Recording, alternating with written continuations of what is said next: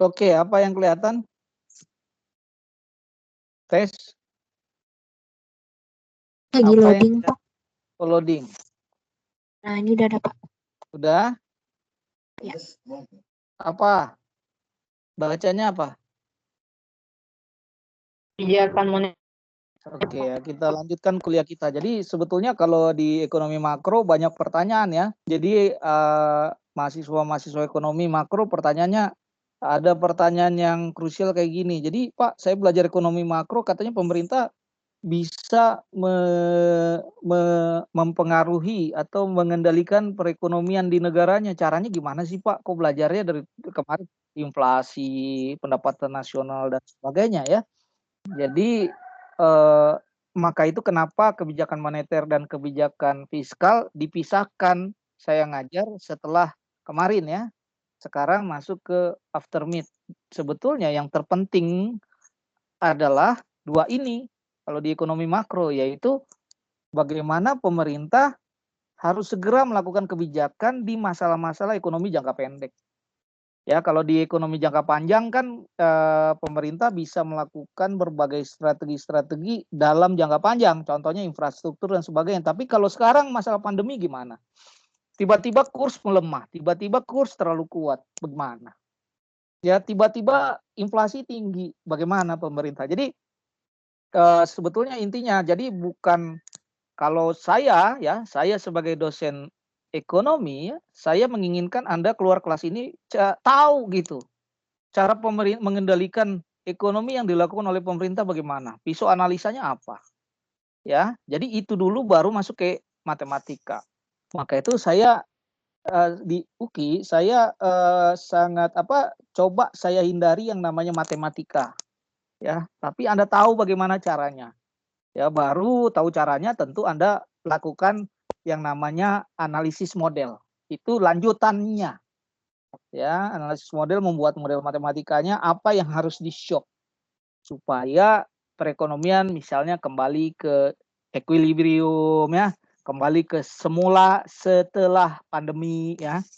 Jadi kalau dalam pandemi kan ekonomi jatuh terus sampai kita sekarang resesi. Nanti kalau setelah dapat vaksin, ekonominya membaik kembali, bagaimana cara mensyoknya supaya kembali lagi perekonomian ke titik equilibrium.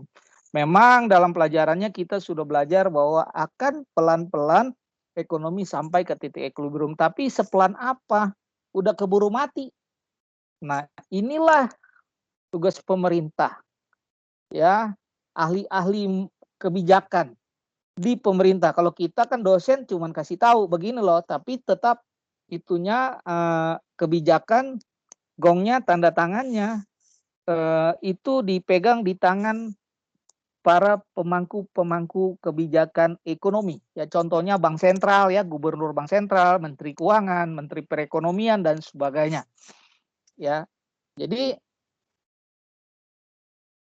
teori makroekonomi meliputi analisa dalam berbagai aspek ya. Contohnya ya saja ini ya. Jadi ini masih sedikit. Tapi yang terutama yang saya pernah sebutkan bahwa ekonomi makro itu kepentingannya sebetulnya bagaimana tidak terjadi pengangguran. Itu aja. Ya karena kalau banyak pengangguran efeknya kemana-mana. Ya. Jadi efeknya ke kesejahteraan, kemiskinan, ya lemahnya ekonomi negara, ke lemahnya gizi, ya kalau pengangguran banyak. Jadi intinya bagaimana pengangguran ditekan, ya apalagi sekarang lagi masa pandemi, ya. Jadi agak itu juga tegang juga nih pemerintah karena PHK, kabar-kabar PHK terus selalu terdengar. Bagaimana menahan supaya hal tersebut tidak terjadi ya. Jadi masalah ekonomi contoh yang dihadapi adalah pengangguran, ya bagaimana kebijakan pemerintah untuk mengatasinya dan bagaimana peran uang dalam penentuan kegiatan ekonomi ya. Nah, masalah pengangguran dan inflasi misalnya. Pada umumnya pengeluaran agregat yang sebenarnya adalah lebih rendah daripada yang diperlukan untuk mencapai kesempatan kerja penuh. Ya, jadi pengangguran itu terjadi kalau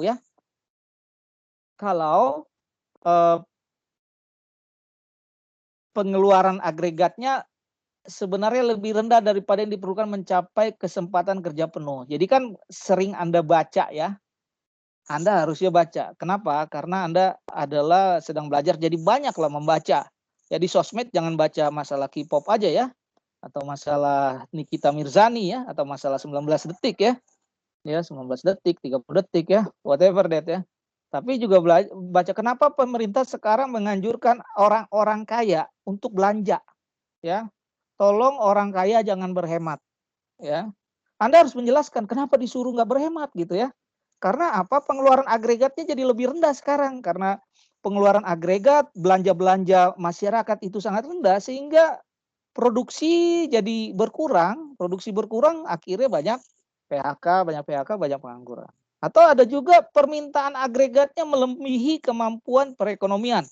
Jadi kalau permintaan agregatnya lebih tinggi, maka harga akan lebih tinggi ya, terjadi inflasi. Jadi ada dua masalah. Jadi belanja kebanyakan juga salah, belanja terlalu sedikit juga salah. Cuman problem utama sekarang ini yang dihadapi oleh pemerintah dan kita semua dan masyarakat adalah belanja yang terlalu sedikit. Memang tidak bisa disalahkan karena kita masih khawatir apa yang terjadi selanjutnya. Ya, sehingga orang menahan uangnya. Ya, bahkan menahan investasinya, bukan hanya menahan belanja, menahan investasi. Menahan investasi akan menyebabkan turunnya produksi ya. Nah, itu masalah-masalah yang dihadapi pemerintah dan kita sekarang ya. Kalau Anda ya kalau nggak punya duit jangan dipaksain belanja ya. Anda harus berhemat. Maka itu pemerintah menyalahkan orang-orang kaya ya, menengah ke atas tolong belanja. Makanya saya sudah mulai belanja bubur ya tiap pagi ya. Ya belanja bubur ya, belanja apa? Ya tujuannya apa? Di situ saya sekali belanja bubur lewat online, tukang buburnya dapat uang, tukang gojeknya juga dapat uang ya. Semuanya ada multiplier effect ya. Jadi kalau bisa saya sih kalau bisa sekarang udah mulai GoFood sekarang ya, nggak masak di rumah ya. Emang nggak ada pembantu aja sih ya. Cuman filosofinya itu kalau ada hubungannya dengan ini adalah kalau kita belanja kita menggerakkan perekonomian ya. Jadi yang bisa GoFood, GoFood. Jadi kalau lewat misalnya kadang saya kalau ada lewat di depan rumah ada tukang apa somai. Bang somai padahal nggak pengen makan somai ya. Ya beli kesian juga gitu. Dia jalan keliling-keliling seharian nggak ada yang belanja. Ya. Kenapa? Hemat Pak, Covid Pak dan sebagainya. Itu bisa Anda masukkan juga di contoh-contoh kasus di YouTube Anda ya. Kalau topiknya misalnya masalah belanja, masalah uh, not supply side but demand side ya. Jadi sisi permintaan ya. Jadi seandainya satu orang mau belanja di seluruh Indonesia somai satu ringkok aja, ya macam-macam ya, jangan hanya somai satu ringkok aja seharga 10.000, ekonomi mau nggak mau bisa terbantu ya dengan masalah pandemi sekarang ini ya. Nah, Anda bisa menjelaskan kenapa bisa begitu ya. Oh begitu ya. Nah jadi kita juga harus belajar peranan kebijakan pemerintah, langkah-langkah pemerintah untuk mengatasi masalah pengangguran dan inflasi. Ya, jadi masalah kita sempitkan masalah ekonomi makro untuk jangka pendek yang krusial khususnya juga pandemi ini adalah masalah pengangguran dan inflasi. Tapi kalau inflasi jelas dia akan turun inflasi karena kan orang mulai mengurangi belanja, inflasi tentu turun. Ya, karena uang yang beredar di masyarakat rendah. Kalau uang beredar masyarakat tinggi, itu yang disebut permintaan agregat melebihi kemampuan perekonomian, maka terjadi inflasi. Yang ada sekarang adalah masalah pengangguran, karena masalah pengeluaran agregat yang lebih rendah dari equilibrium, dari yang sebenarnya. Karena itu pemerintah harus melakukan kebijakan-kebijakan untuk mengatasi perekonomian, yaitu yang kita tahu yaitu kebijakan moneter dan fiskal. Ya. Apa itu kebijakan fiskal dan apa itu kebijakan moneter dan siapa yang bertanggung jawab untuk menjalankannya. Jadi kebijakan fiskal dan kebijakan moneter ini yang wajib melakukannya adalah pemerintah. Tapi ada perbedaannya. Ya, kalau di kebijakan moneter adalah alter ego dari pemerintah yaitu Bank Sentral dan OJK. Ya, jadi kebijakan moneter pemerintah diharapkan memberikan otonomi, independensi kepada para pelaku-pelaku kebijakan moneter, yaitu bank sentral dan OJK. Kita lihat apa itu kebijakan moneter ya. Jadi kebijakan moneter adalah kebijakan pemerintah dalam mengatur penawaran uang dan tingkat bunga. Ada dua yang bisa dipakai oleh para pelaku kebijakan ya kebijakan moneter, yaitu dia bisa ya mengatur penawaran uang dan bisa mengatur tingkat bunga ya yang dilakukan oleh bank sentral ya.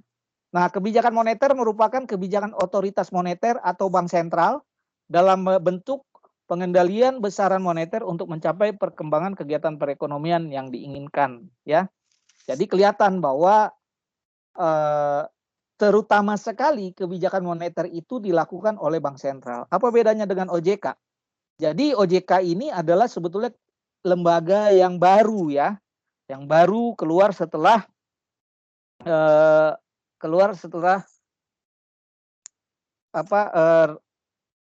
Orde Baru, reformasi ya. Keluar pada masa reformasi OJK ini ya. Otoritas Jasa Keuangan. Tujuannya apa? Supaya bank sentral lebih konsentrasi. Ya, jadi kalau OJK tugasnya adalah mengawasi bank-bank umum yang juga sebelumnya dilakukan oleh bank sentral. Tapi sekarang dibagi tugas.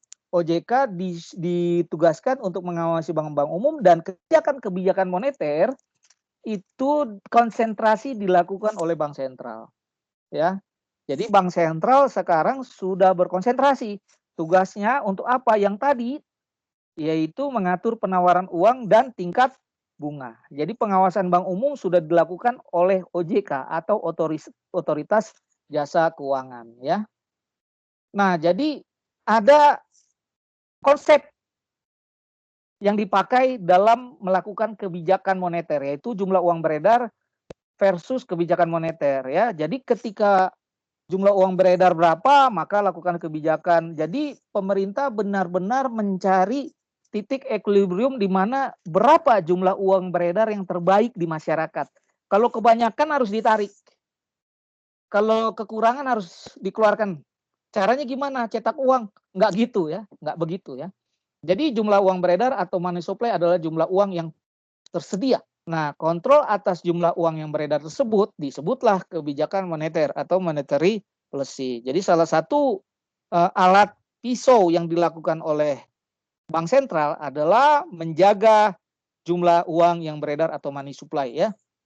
Di Amerika Serikat kebijakan moneter dilakukan oleh institusi setengah independen disebut bank sentral ya. Nah, bank sentral di AS disebut Federal Reserve atau Fed. Kalau di Indonesia adalah Bank Indonesia atau Bank Sentral ya. Jadi tujuan kebijakan moneter pertama, stabilitas harga ya. Bagaimana mungkin Anda bisa melakukan kegiatan ekonomi kalau harga naik turun ya. 1 jam kemudian naik. 1 jam lagi turun. Besoknya naik ya. Nah, bingung kita ya. Nah, jadi tugas bank sentral, tugas kebijakan moneter ini adalah melakukan pertama, yang terutama adalah stabilitas harga. Baru yang kedua pertumbuhan ekonomi. Jadi kebijakan moneter pertama lebih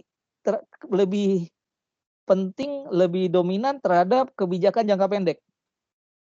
Ya, jadi bank sentral itu terus hari per hari, detik per detik, ya, jam per jam. Maka itu bingung di Indonesia bank sentral ada liburnya ya. Ikut libur ya, seharusnya enggak ya.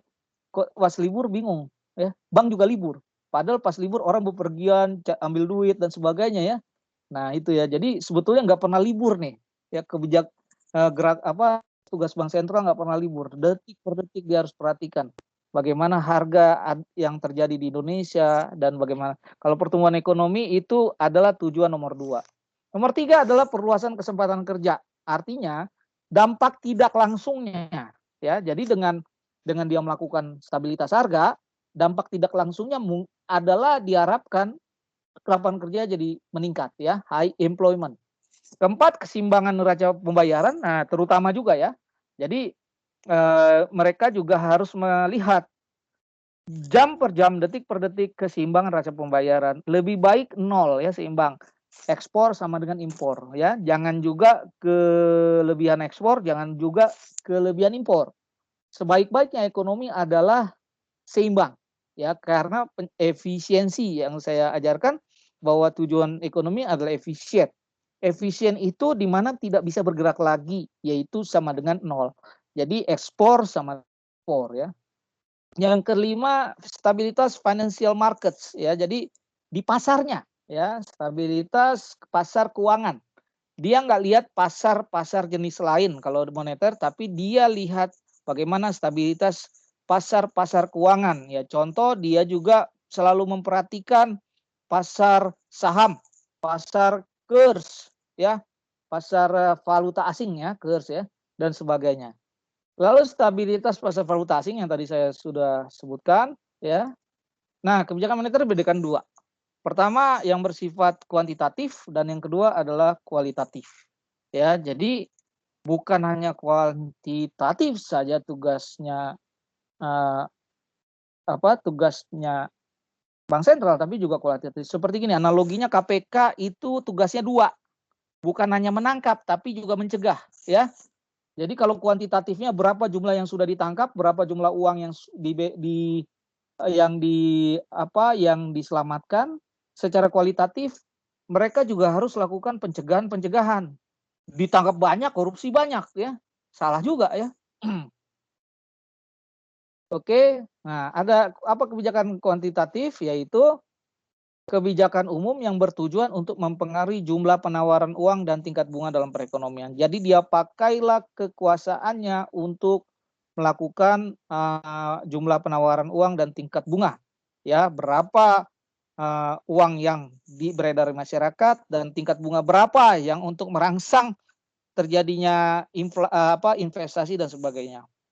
Bunga yang terlalu tinggi tidak suka oleh investor. Ya, investor tidak suka dengan bunga yang terlalu tinggi, bayar kreditnya tinggi. Tapi bunga yang terlalu rendah, konsumen juga nggak suka.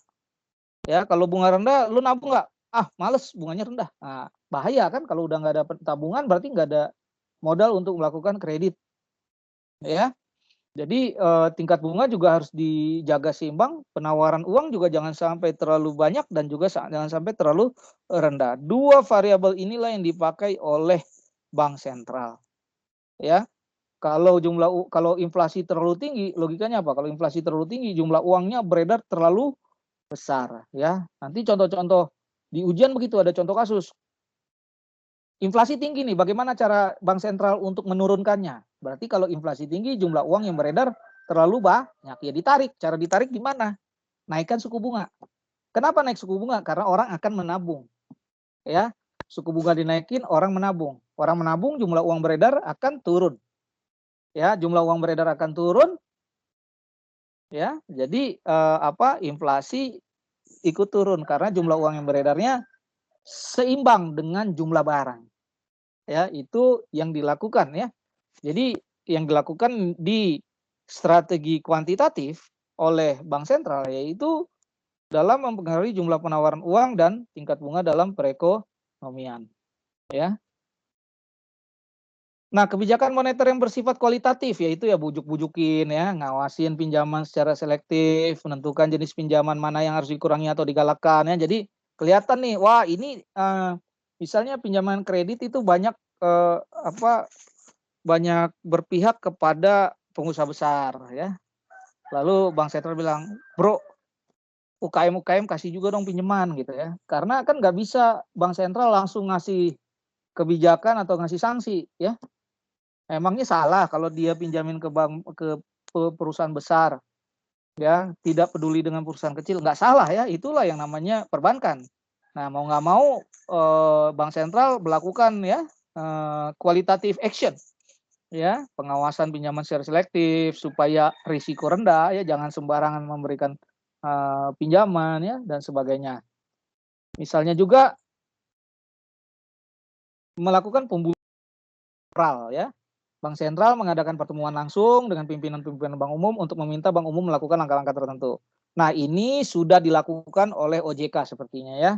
Karena sekarang bank sentral untuk saat ini ya, bank sentral sudah berkonsentrasi terhadap kebijakan-kebijakan kuantitatif ya. Kualitatif sepertinya dilakukan oleh OJK ya. Nah, kebijakan moneter dalam perekonomian terbuka. Kalau perekonomian terbuka berarti ada pengaruh dari globalisasi ya. Keterbukaan ekonomi akan membawa konsekuensi pada perencanaan dan pelaksanaan kebijakan ekonomi makro dan moneter ya. Jadi akibat globalisasi ya, sekarang udah mulai ada pertentangan ya, kita lebih baik globalisasi atau tidak ya. Kemarin pertarungan antara Trump dan Biden. Ya, kalau Trump mengusung anti globalisasi ya, Trump make the America great again, bodoh amat sama bangsa-bangsa lain ya. Kalau Biden lebih ke arah globalisasi ya. Jadi Amerika harus sebagai juga pelopor untuk bangsa-bangsa lain. Jadi kalau justru di eranya Trump, Amerika banyak keluar dari organisasi-organisasi dunia ya. Contoh keluar dari WHO ya dan sebagainya ya. Biden berjanji akan kembali masuk. Kenapa ya? Organisasi-organisasi global itu nggak disukai oleh Trump ya. Nah sekarang kembali lagi ya dengan adanya Biden, Amerika sepertinya kembali lagi menuju globalisasi. Dia mau masuk juga ke organisasi-organisasi dunia dan keterbukaan ekonomi ini membawa konsekuensi ya. Nah, transaksi perdagangan dan keuangan internasional konsekuensinya ya, yaitu foreign capital flows. Maka itu waktu zaman Trump itu dibatasi pergerakan perdagangan dari Cina ke Amerika ya. Jadi anti China ya.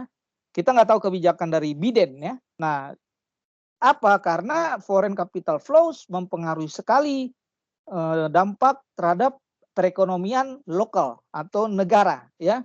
Contoh, kalau capital flows lebih besar ya, capital inflows lebih besar, jadi misalnya dolar masuk ke Indonesia, JUB naik. JUB apa? Jumlah uang beredar naik dong.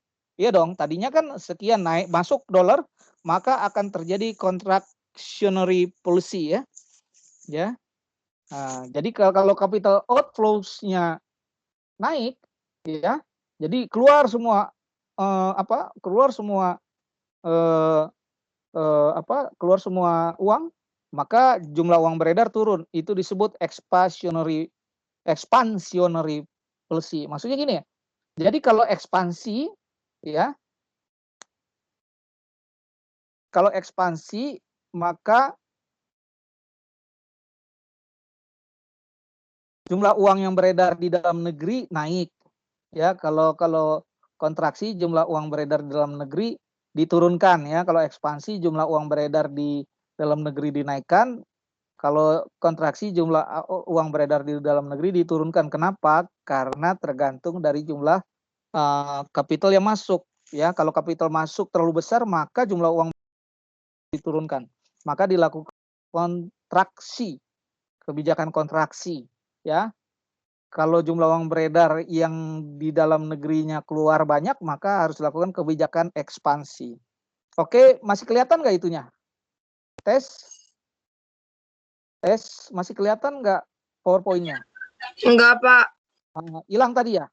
Ya, Hilang, Pak. oke.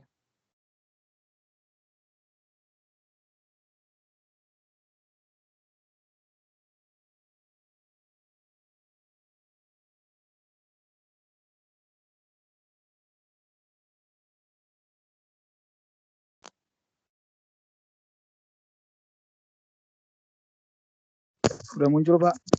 Apaan? Apaan yang muncul nih? Layar bapaknya. Terus bacanya apa? Bacanya apa? Kecil, Pak. Hah? Belum Bapak buka. Belum Bapak buka. Belum. Iya. Ini apa?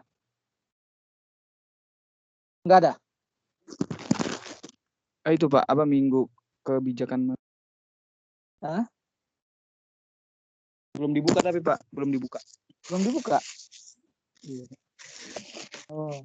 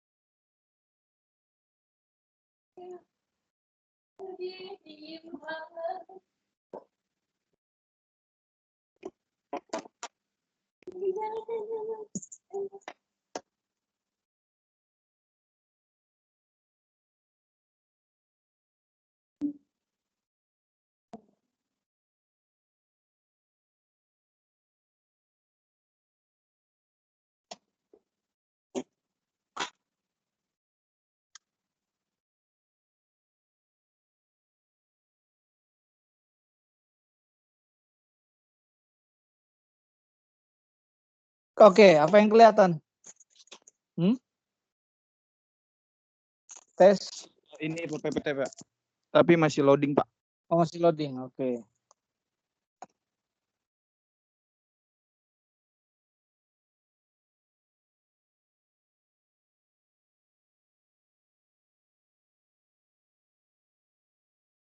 Sudah kelihatan? Sudah, Pak. Oke, kita lanjutkan ya. Jadi bicara ekonomi moneter sangat berpengaruh terhadap kebijakan global ya. Jadi bank sentral itu di garda terdepan menghadapi kebijakan global. Jadi masalah-masalah akibat luar negeri ke dalam negeri, benteng pertama yang harus menghadapinya adalah bank sentral. Contoh, kalau kebanyakan uang masuk ke Indonesia, maka uang harus dikurangi dong, kan? Ya dong logikanya. Jadi ketika capital inflows, jumlah uang beredar naik, ya, maka uang yang di dalam negeri harus dikurangi. Kalau kebijakan mengurangi namanya kontraksi. Ya, contractionary policy, kebijakan kontraksi. Kalau kebanyakan uang keluar negeri, contoh jadinya kan dolarnya jadi langka. Ya, jadi dolarnya langka sehingga harga dolar menjadi mahal. Maka itu pemerintah harus menuangkan uang atau meningkatkan jumlah uang beredar di masyarakat, ya, baik rupiah maupun dolar, di mana yang paling langka lah. Kalau dolarnya langka, maka dia harus nuang dolar lebih banyak. Ya, itu namanya kebijakan ekspansi. Ya, jadi ekspansi itu kalau pernah dengar, kebijakan ekspansi adalah kebijakan nambahin. Ya, kalau kebijakan kontraksi, kebijakan ngurangin. Ya, ada kata kuncinya, kontraksi kurang, ekspansi nambah.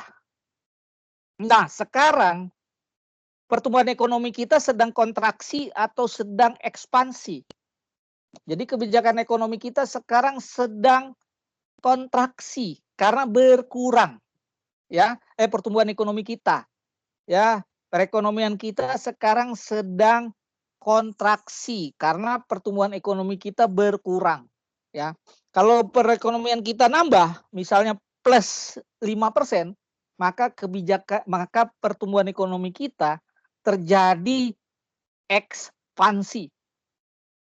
Ya, jadi kalau sering dengar itu dalam literatur atau berita-berita kata-kata kontraksi dan kata-kata ekspansi. Ya, kalau kontraksi dia berkurang, mengurangi, kurang. Kalau ekspansi dia bertambah. Ya, jadi pertumbuhan ekonomi yang ekspansi sangat bagus. Kita sekarang ngalamin pertumbuhan ekonomi yang kontraksi karena berkurang. Nah, jumlah uang beredar juga begitu ya. Pemerintah atau bank sentral harus menyeimbangkan jumlah uang yang beredar. Jangan sampai terlalu banyak, jangan sampai terlalu dikit. Kalau terlalu dikit, oke. Kalau terlalu sedikit, kebijakan yang dilakukan apa? Ekspansi. Karena dia harus nambahin duit. Ya, kalau terlalu banyak, kebijakan yang dilakukan oleh pemerintah adalah kontraksi karena dia harus ngurangin duit. Bagaimana caranya? Dia pakai alatnya adalah suku bunga. Ya, jadi kalau suku bunga, kalau pertanyaan saya, kalau jumlah uang beredar di masyarakat terlalu banyak, maka suku bunga diapain? Diturunin atau dinaikin? Kalau terlalu banyak, suku bunga harus dinaikin. Kenapa? Supaya aliran uang beredar dari masyarakat masuk ke bank.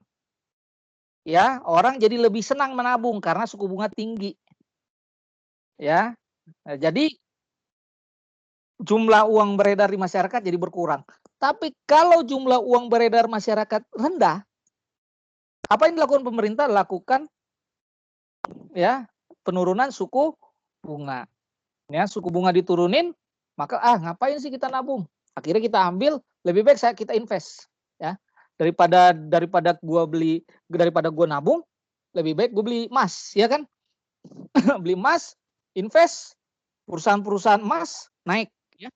Nah gitu ya. Jadi yang poin ketiga, kita lihat external shocks dapat berpengaruh juga pada ekonomi domestik. Maksudnya globalisasi ya. Jadi masalah-masalah ekonomi dari luar negeri atau atau lemparan atau shock dari luar negeri, external shock dapat berpengaruh pada ekonomi domestik. Karena itu apa yang dilakukan oleh bank sentral yaitu melakukan perubahan suku bunga. Ya, ketika dilakukan perubahan suku bunga maka terjadi perubahan interest rate diferensial. Contoh apa itu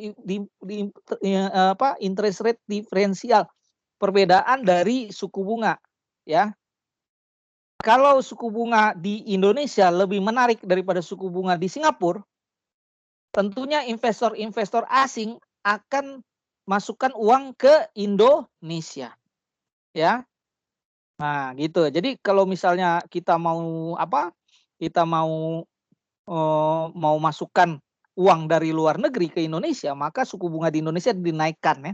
Suku bunga real, ingat bukan nominal, bisa saja kelihatan naik jauh di atas Singapura. Singapura misalnya 2%, Indonesia dikasih 12%.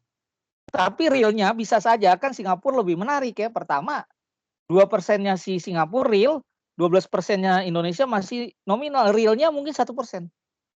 Realnya. Karena apa? Kos-kos, biaya-biaya, inflasi dan sebagainya 11%. Ya, jadi real ya. Harus menarik secara real. Ya, that is interest rate differential. Ya, sehingga tapi apa akibatnya? Ya, jadi bukan seenaknya begitu juga bank sentral menaikkan suku bunga. Akibatnya apa? Kalau ketinggian juga untuk menarik suku bunga menarik uang-uang dari luar negeri, investor di Indonesia teriak. Dia harus membayar kreditnya lebih tinggi bunganya. Inflasi amblas juga. Nah, itu ya. Jadi maksudnya bank sentral juga harus berkonsentrasi. Bukan hanya sekedar naik turunin suku bunga, tapi juga lihat dampaknya terhadap perekonomian dalam negeri. Itulah pekerjaan mereka. Jadi kesetimbangan ya. Nah, kalau misalnya Pak lanjutannya gimana? Ya, Anda nanti orang maksudnya yang memang jurusan ekonomi membuat model ekonominya sendiri, matematikanya sendiri. Lalu berapa titik paling bagus suku bunga dinaikkan? Jangan sampai kita naikin suku bunga, orang luar negeri seneng, ya, investasi kita menjerit semua. Karena harus membayar lebih tinggi bunganya. Nah itu, jadi nggak seenak-enaknya juga menaikkan atau menurunkan jumlah uang beredar, atau menaikkan atau menurunkan suku bunga. Semua ada perhitungannya di titik yang paling efisien. Ya, itulah tugas dari kebijakan moneter, ya, yaitu mengendalikan jumlah uang yang beredar dan juga mengendalikan tingkat suku bunga karena berdampak pada jumlah uang beredar di dalam negeri, berdampak pada tingkat harga, berdampak pada inflasi dan juga berdampak pada pengangguran. Bayangkan kalau menjerit investor Indonesia terlalu mahal membayar suku bunga, tentunya dia akan mengcover atau mengoffset pembayaran suku bunga itu, kredit itu dengan cara mengurangi biaya-biayanya. Salah satunya adalah mengurangi ongkos produksi. Ongkos produksi dari mana? Yaitu dari tenaga kerja ya. Oke, strategi kebijakan moneter. Ada exchange rate targeting, monetary targeting, dan inflation targeting. Ya, implicit but not explicit targeting. Ya. Jadi yang utama adalah tiga ini ya. Itu adalah bank sentral di awal programnya. Contohnya misalnya di awal tahun dia udah akan bicara target-target ya. Misalnya inflasi kita akan targetkan 9% selama setahun, ya. Maka bank sentral akan berdarah-darah ya untuk menahan inflasi hanya 9%. Kalau tidak dia nggak kredibel dan tidak dipercaya lagi oleh investor dan juga masyarakat, ya. Ada exchange rate targeting. Misalnya target di dalam tahun ini rupiah tidak akan menembus 15.000.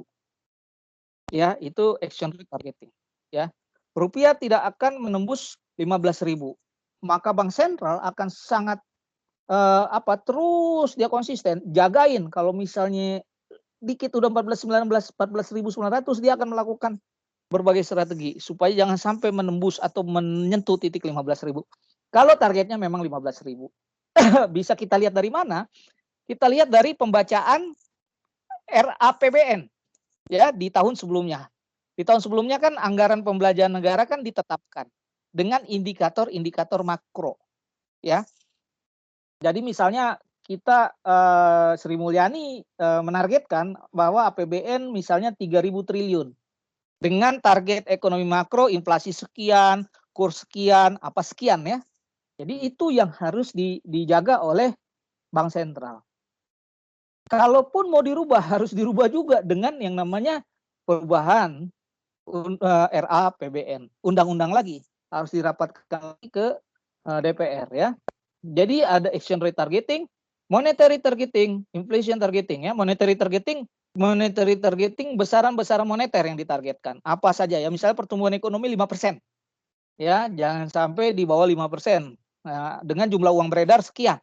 Ya, jadi lebih banyak monetary targeting itu jumlah uang beredar dan pertumbuhan ekonomi ya. Dan yang terutama sebetulnya kalau di Indonesia target yang terutama oleh Bank Sentral adalah inflation targeting. Ya, tekanan target di Indonesia, Bank Sentral tugasnya lebih menekankan kepada inflation targeting. Jadi yang lain-lain itu nggak terlalu dia pikirkan. Ya, maksudnya karena ada yang namanya dilema. The impossible, the impossible trinity. Ya, the trinity. Ada teori the impossible trinity. Ya, jadi kalau tiga itu kita targeting tiga itu yaitu exchange rate, monetary, and inflation. That is impossible. Pasti ada satu yang meleset. Ya, itu sudah teorinya ya. Jadi hanya bisa dua yang kita targeting ya. Nah, Bank Sentral di Indonesia lebih menargetkan inflation targeting. Kelihatan kan di exchange rate kita naik turun dan sebagainya, tapi inflasi kita ditahan terus. Ya, jangan sampai terlalu tinggi sehingga harga-harga jadi terlalu mahal ya. Jadi di Indonesia bank sentralnya lebih menekankan pada target-target inflasi atau inflation targeting. Nah, yang keempat, implicit but not explicit targeting, strategi kebijakan moneter tanpa jangkar yang tegas. Enggak ya, kita enggak pakai seperti itu ya. Kita enggak pakai seperti itu. Ya, kita harus punya jangkar yang tegas ya. Di mana kita di inflation targeting. Jadi kita jelas banget bank sentral itu mati-matian menjaga inflasi. Itu tugas utamanya di Indonesia ya. Apa itu penargetan nilai tukar ya? Jadi penargetan nilai tukar yaitu menetapkan nilai mata uang domestik terhadap harga komoditas tertentu. Ya, misalnya emas ya. Jadi sekarang emas naik turun ya. Naik terus ya. Jadi ada ini kalau emas jadi standar. Di Indonesia tidak menggunakan emas sebagai standar ya, tapi devisa yaitu dolar ya. Menetapkan nilai mata uang domestik terhadap negara besar dengan nilai inflasi rendah, misalnya terhadap Jerman ya. Jadi ada penargetan nilai tukar, kita pakai apa? Pakai emas kah? Pakai negara yang memiliki inflasi rendah kah? Kalau inflasi rendah berarti stabil cenderung nilai tukar negara tersebut ya. Nah, crawling peg menyesuaikan nilai mata uang domestik terhadap mata uang tertentu ya. Jadi kita gunakan crawling peg menyesuaikan nilai mata uang domestik terhadap mata uang tertentu. Contoh misalnya kita selalu standar kita adalah dolar. Ya, jadi dolar kita perhatikan dolar bagaimana pergerakan rupiah terhadap dolar ya. Nah itu. Nah kalau penargetan besaran moneter, misalnya menetapkan pertumbuhan jumlah uang yang beredar, ya sebagai sasaran antara. Jadi berapa jumlah uang beredar? Kalau di rumusnya ada M1, ada M2, ada kredit ya. Jadi orang-orang monetaris dia akan menghitung ini berapa jumlah uang beredar yang terbaik di masyarakat ya. Nah, benefitnya independent monetary policy ya. Strategi ini sangat tergantung pada kestabilan hubungan antara besaran moneter dengan tujuan atau goal, kebijakan, perkembangan harga dan output ya. Jadi semenjak adanya ATM ya, pembayaran elektronik, jumlah uang beredar di masyarakat sudah lebih stabil.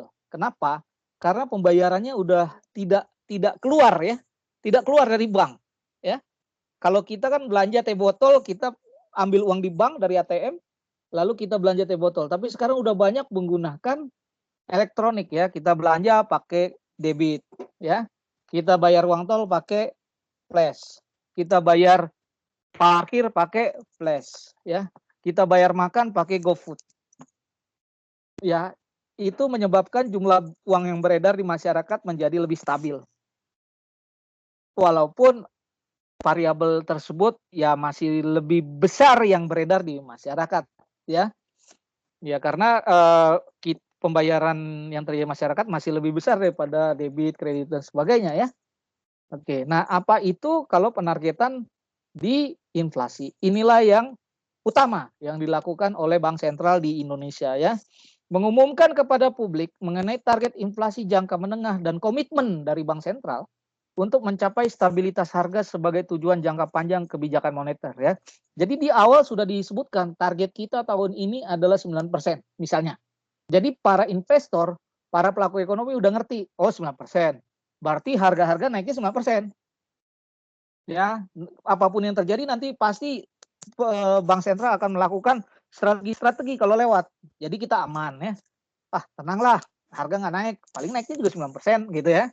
Jadi itulah yang namanya targeting inflation. Dengan mengumumkan, Bank Sentral dapat lebih kredibel dan fokus mencapai tujuan stabilitas. Nah, itu yang berbahaya. Karena modal dari Bank Sentral adalah kredibilitas. Ya, maka itu orang-orang finance ya cita-citanya mau jadi apa? Kerja. Kalau orang-orang BI kesannya udah paling hebat lah ya. Ya, wah, gue kerja di BI, wah keren ya. Kenapa? Karena Bank Sentral identik dengan kredibilitas. Ya, kalau nggak kredibel orang-orang di dalam, siapa yang mau percaya? Negara investor juga nggak akan ragu ya terhadap kebijakan-kebijakan perekonomian suatu negara karena misalnya, wah orang Bank Sentralnya suka korup, ya ngomong seenaknya, inflasi 9%, atau 15%. Ya, wah nggak dipercaya, repot. Maka itu Bank Sentral di seluruh dunia mati-matian. Alatnya cuma apa? Kepercayaan. Ya, walaupun misalnya Bank Sentral ya melihat ekonomi memburuk, ya dengan harga naiknya sampai 12%, ya dia harus mati-matian. Misalnya dia umumkan 9%, dia harus membuat perekonomian itu tetap inflasinya hanya 9%. Karena kredibilitasnya dipertaruhkan. Kalau salah omong, salah ucap dan sebagainya atau kotor gitu, misalnya gubernur Bank Sentralnya kotor, ya maka itu kotor, nggak percaya investor ya. Maka itu nggak tahu saya maksudnya kemarin kan banyak tuh gubernur Bank Sentral ditangkap ya. Mungkin supaya menjaga kredibilitas, jangan sampai terjadi penyelewengan tapi dibiarin gitu ya. Bagaimana menjaga perekonomian suatu negara kan perlu kredibilitas. Jadi kalau kita bilang, oh kerja di mana? Di BI. Wah berarti nih orangnya udah kredibel. Ya. Karena saringannya gila-gilaan ya. Nah, tesnya pakai tes ini, tes itu, tes psikologi, tes NKRI dan sebagainya ya. Lalu ini intelektualnya harus dengan nilai-nilai terbaik. Ya, tes masuk yang luar biasa rigid, sulit ya. Nah, karena apa? Karena Bank Sentral yang dijual dirinya adalah kredibilitasnya. Yang dipercaya, bahkan dia lebih dipercaya dari presiden sekalipun. Kalau presiden bicara pasti ada bau politiknya. Tapi kalau Bank Sentral itu murni ya, independen. Maka itu jangan sampai Bank Sentral tidak independen. Ada wacana akan ditarik ke Departemen Keuangan. Nah itu saya nggak tahu ya, ada wacana Jokowi mau narik ke Departemen Keuangan ya, di bawah Departemen Keuangan. Di teorinya itu sebetulnya tidak boleh karena akan mengganggu kredibilitas atau independensi dari Bank Sentral. Bank Sentral harus independen. Nggak boleh dipengaruhi oleh kebijakan politik dari pemerintah. Contoh, misalnya pemerintah terkena utang, ya yang harus dibayar, lalu gimana bro, cetak uang aja banyak-banyak, kita bayar utangnya. Bank sentral bilang, mohon maaf Bapak Presiden, tidak bisa begitu. Kalau jumlah uang beredar yang jauh lebih tinggi bisa menyebabkan inflasi. Nah, independen. Tapi kalau udah di bawah Departemen Keuangan, itu kan sudah perintah langsung. Cetak uang sekian, baik bos, kan gitu. Apa yang terjadi? Inflasi tinggi banget, ya. Karena apa? Sekarang utang-utang BUMN yang utang-utang pemerintah terhadap BUMN sudah mulai jatuh tempo, ya. Ya, yang infrastruktur dan sebagainya kan harus dibayar tuh. Kan pakai uang-uang BUMN tuh. Pakai apa misalnya bangun jalan, bangun apa dan sebagainya, ya. Nah, BUMN ambilnya dari mana? Dari pinjam uang juga, terus kenaikan kekayaan daripada saham, ya. Nah, titik di mana pemerintah harus membayar kan proyek-proyek tersebut. Nah, cuma pemerintah pikir, waduh, nggak ada duit nih misalnya. Nah, teleponlah Gubernur Bank Sentral, Mr. Governor, yes, Mr. President. Nah, bisa dicetak uang? Oh, no, no, no. Kita ada targeting inflation sekian, Bapak Presiden. Kalau mencetak uang sekian, kayaknya targetnya masih masuk. Tapi kalau udah kelebihan, bisa bahaya kan gitu. Nah, itu ya. Jadi independensi, kredibilitas daripada bank sentral itu sangat penting. Ya, dalam melakukan kebijakan-kebijakan moneter. Kalau dia udah, aduh, semua investor, pelaku ekonomi udah tidak percaya lagi kepada bank sentral, siapa lagi yang mau dipercaya? Ya, itu udah teori baku di seluruh dunia. Biasanya kita mendengar bukan presidennya, tapi kebijakan-kebijakan dari bank sentralnya, ya. Karena bank sentral memang di set up dia harus independen. Karena pebisnis, pelaku-pelaku ekonomi, ya, kepercayaanlah itu utamanya, ya. Senjata utamanya. Kalau dia udah nggak percaya, dia akan nahan duit atau dia pindah ke negara lain. Bank sentralnya, gubernurnya nggak bisa dipercaya. Dia bilang A atau B, ya, lain di mulut, lain di hati. Wah, gawat, nggak masuk investor, ya. Nah, itu ya. Nah, kita masuk ke sistem perbankan Indonesia.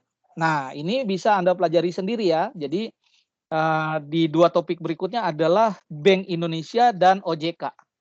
Jadi topik berikutnya Anda bisa baca, yang terutama adalah tadi strategi-strategi moneter yang bisa dilakukan oleh central bank, ya, yaitu tadi apa? Pertama ada 3 targeting, ya, target inflation dan target tadi.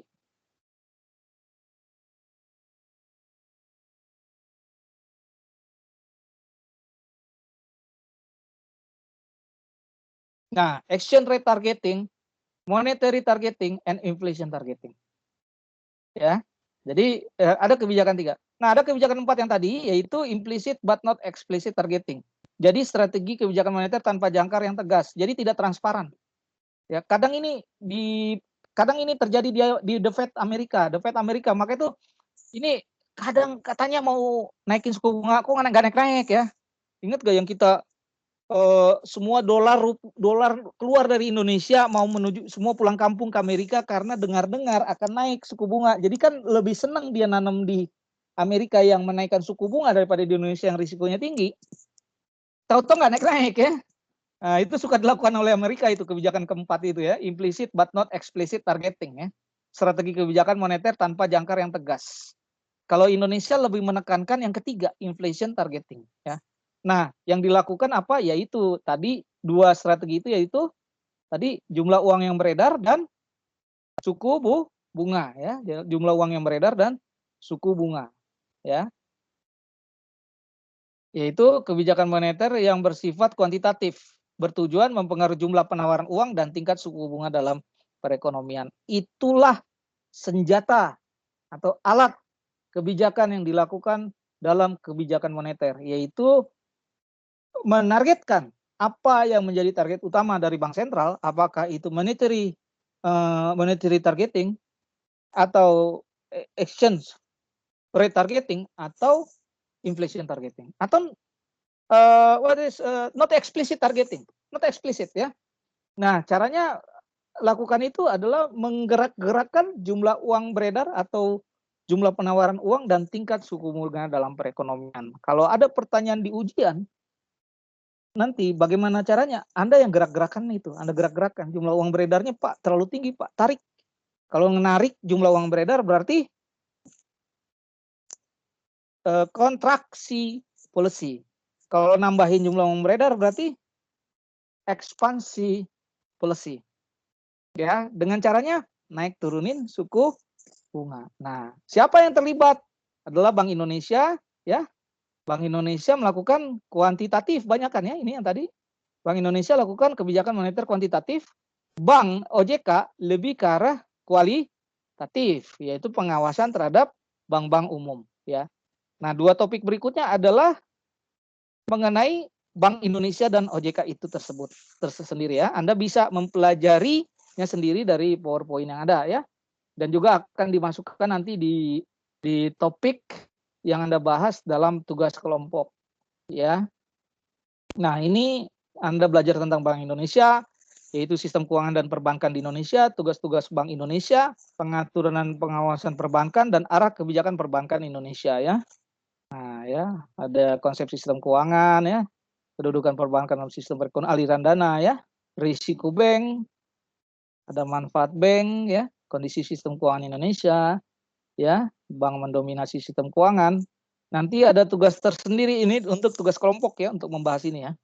Ada reformasi perbankan Indonesia, tugas-tugas dari Bank Indonesia ya, ada jenis bank di Indonesia, tugas Bank Indonesia itu apa, kebijakan moneter yang dilakukan, sistem pembayaran yang dilakukan, tugas dalam sistem pembayaran. Nah, jadi tadi saya bicara mengenai bank sentral secara umum, ini adalah secara khusus yang dilakukan oleh Bank Indonesia ya, tugas-tugasnya ya dalam sistem pembayaran ya, keterkaitan sistem pembayaran dengan moneter dan perbankan, pengaturan dan pengawasan perbankan, mengapa bank harus diawasi ya, pengaturan bank ya, peta pengawasan bank, tujuan pengawasan bank, strategi pengawasan bank, implementasi sistem pengawasan bank ya,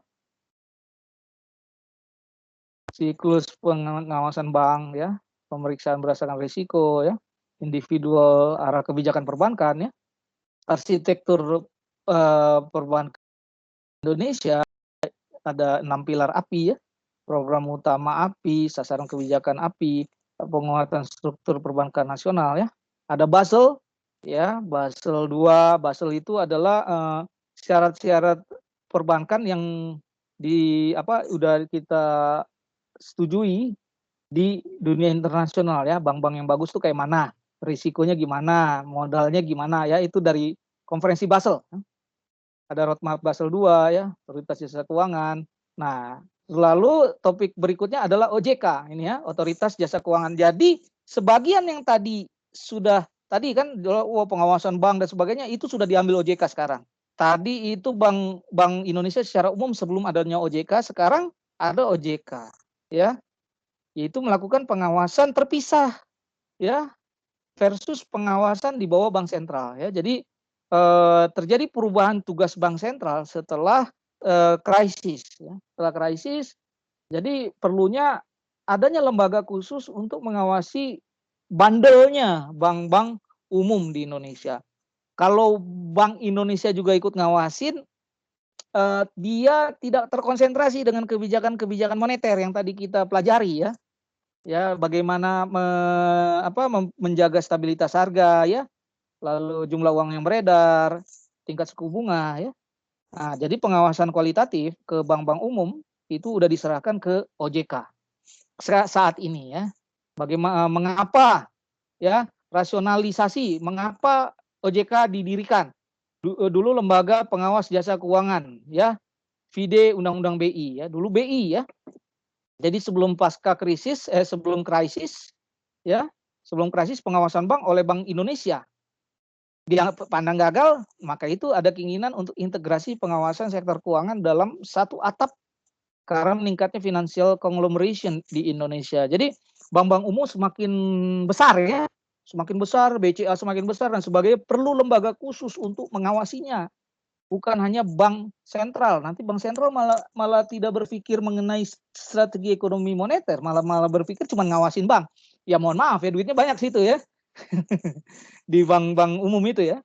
Jadi ya gitu. Jadi katanya waduh bank sentral sekarang kering gitu. Nggak ngawasin bank umum, dia ngawasin apa? Ngawasin angka.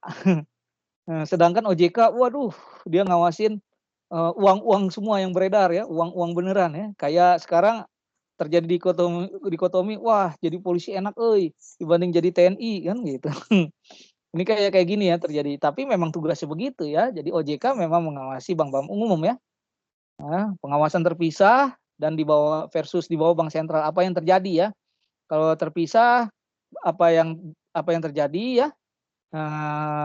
Misalnya di dunia ya, pengawasan oleh bank sentral masih 88%, OJK masih 18,2% di dunia. Di Asia, bank sentral 92%, OJK 8%. Ya. Jadi di dunia masih banyakkan bank sentral. Memang ada juga wacana mengembalikan kembali pengawasan bank umum ke bank sentral. Ya, ada wacana ya. Karena apa? Jadi karena OJK seolah-olah bank umum itu merasa bukan bank sentral jadi bisa ya gitulah ya. Jadi apa wibawanya kurang kenceng. Kalau bank sentral kan wibawanya kenceng banget. Jadi akhirnya bank umum bisa nurut gitu kan. Bank umum tuh takut banget sama bank sentral ya. Kalau misalnya dia menyalahi aturan kan bank sentral asal lebih tegas. Ada wacana memang kembali ke bank sentral, tapi risikonya itu. Jadi bank sentral tidak konsentrasi ke kebijakan-kebijakan moneter ya. Ya. Nah, perbankan pasca pra dan versus pasca krisis ya. Memang menjadi lebih baik ya tahun 98 ke 2011 jauh lebih baik ya, jauh lebih baik di pasca krisis karena strateginya sudah berubah.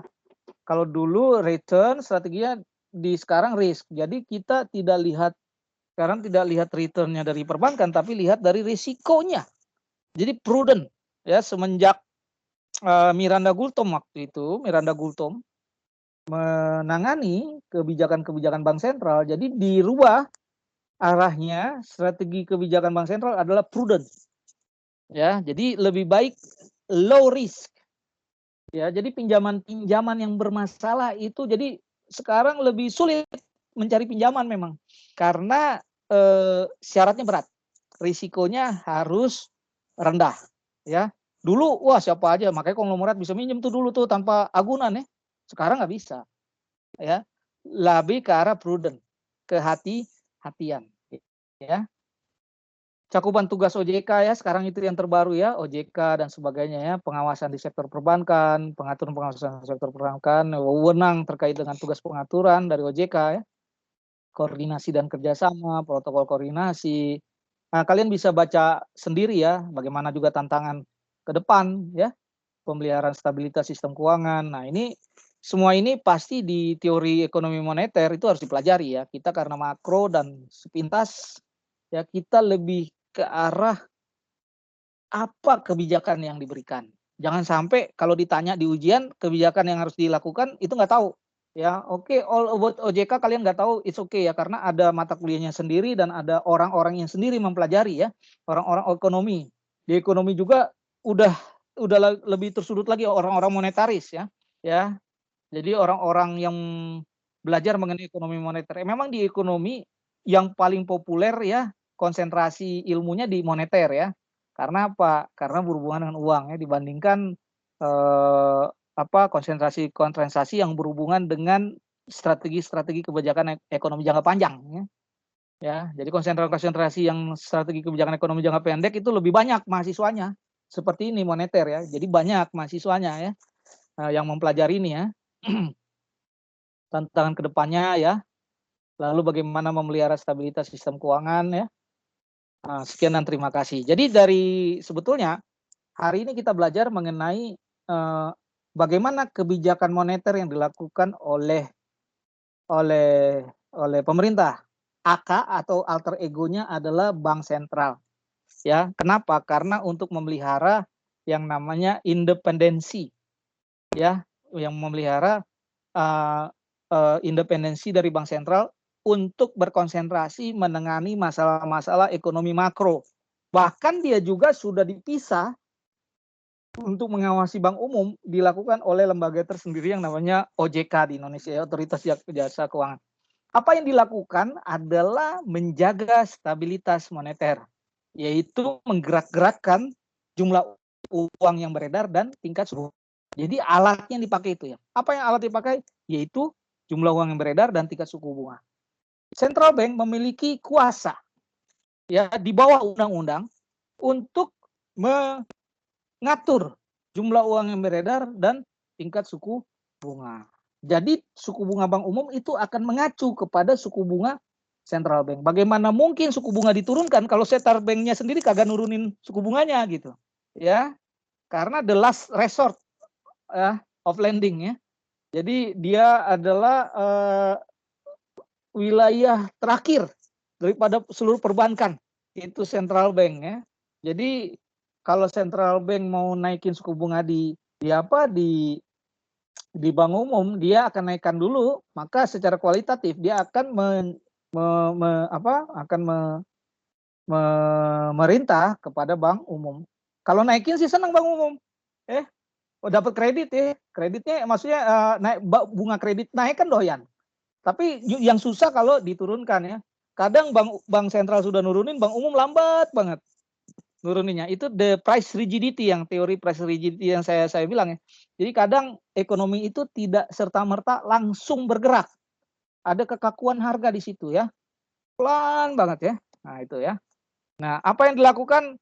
Beberapa targeting ya. Ada monetary targeting, ada inflation targeting, ada exchange rate targeting, atau not explicit targeting. Nggak eksplisit, nggak jelas ya. Indonesia memakai apa? Inflation targeting ya. Nah, sekarang Bank Sentral sudah dibantu atau dibelah bahkan kekuasaannya, yaitu untuk mengawasi bank-bank umum diserahkan kepada OJK. Berkonsentrasi melakukan monetary kebijakan moneter dilakukan oleh Bank Sentral secara independen, tidak boleh dipengaruhi oleh siapapun ya. Oke, demikian kuliah kita hari ini. Ada pertanyaan?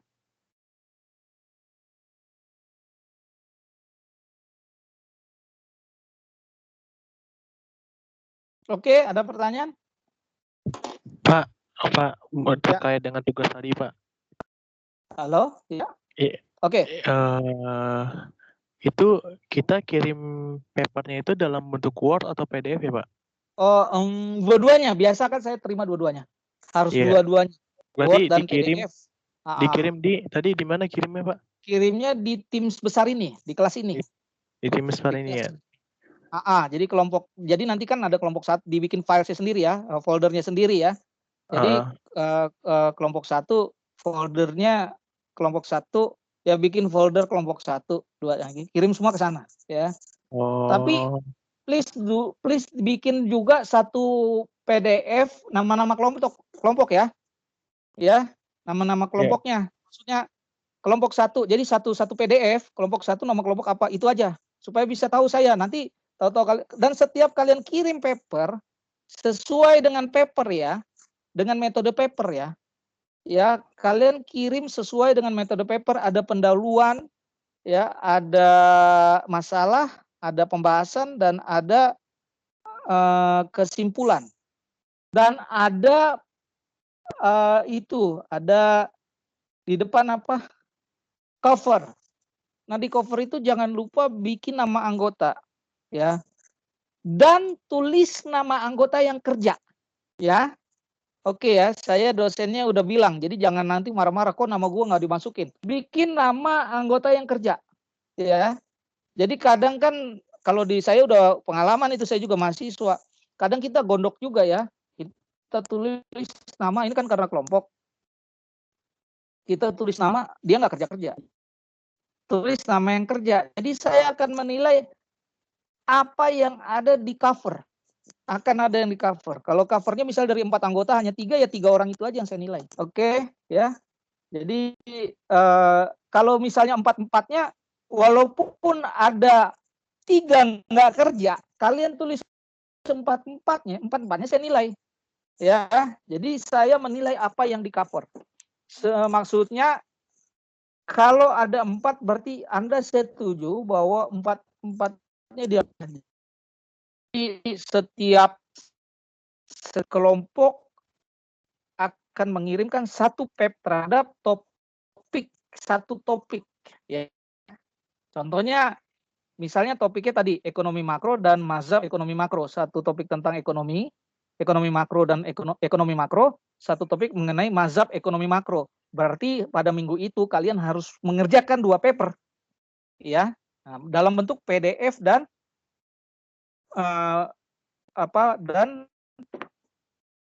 Word. Iya.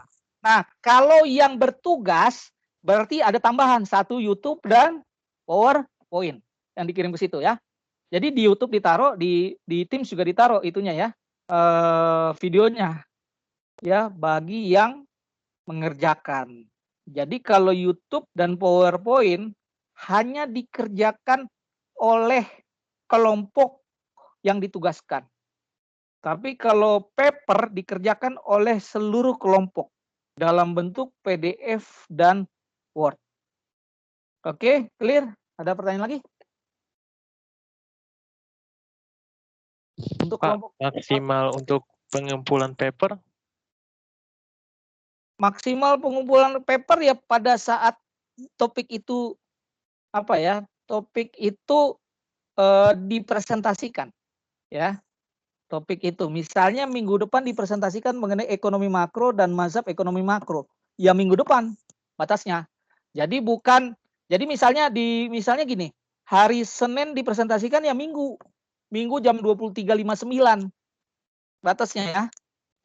Sebaiknya Anda kirim sesuai dengan jadwalnya karena akan mempengaruhi nilai. Kalau saya nggak senang kan repot. Itu akan kelihatan di itu kan, langsung di Teams-nya akan kelihatan dia kapan dia dimasukkan. Ya ada kelihatan di Teams-nya. Jadi jangan khawatir kalau misalnya, wah Pak nanti teman yang terlambat nggak ketahuan di Teams juga ketahuan ya. Walaupun saya nggak ngikutin pergerakan perjalanannya, nanti kita klik, oh ketahuan dia kumpulinnya kapan. Ya, jadi kalau misalnya besok presentasi hari ini, kalau presentasi 2 topik ya hari ini 2 topik, ya papernya. Minggu depan juga demikian ya. Selama 5 kali pertemuan. Minggu depan kita masih 1 kali pertemuan mengenai kebijakan fiskal. Ya, oke. Ada pertanyaan lagi? Coba respon saja ketua kelas yang lain. Ada pertanyaan, Jessica? Tidak. Oke, Fitri? Tidak, Pak. Oke ya. Kalau tidak ada Berarti, pertanyaan, oke. Ya. Berarti Oke, ya. setiap kelompok itu wajib membuat satu Tidak file gitu ya? terarti. Hah? Berarti? File Pak, file untuk tidak Halo? memisahkan itu dengan file Pak, file. Bad network quality ya. File Pak, maksudnya kita bikin folder di Teams kan Pak, di Teams besar. Iya Pak, halo. Oke. Ya. Apa? Berarti setiap kelompok misalnya nih, saya kelompok 1 Pak, gitu kan. Nah, Ya. saya membuat file dulu kan, folder dulu saya. Di situ saya masukin PPT saya, di situ masukin saya tugas-tugas saya gitu kan Pak, biar nggak kececer-cecer. Atau gimana Pak? Jaringan bapaknya hilang-hilang kayaknya. Nggak kedengeran ya? Iya. Nggak kedengeran kayaknya ya. Kak Fitri bisa tahu kan maksud gue? Nggak kedengeran kayaknya.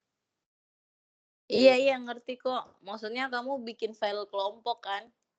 Ya, betul. Iya, Pak. Kelompoknya sendiri yang bikin. Iya, Pak.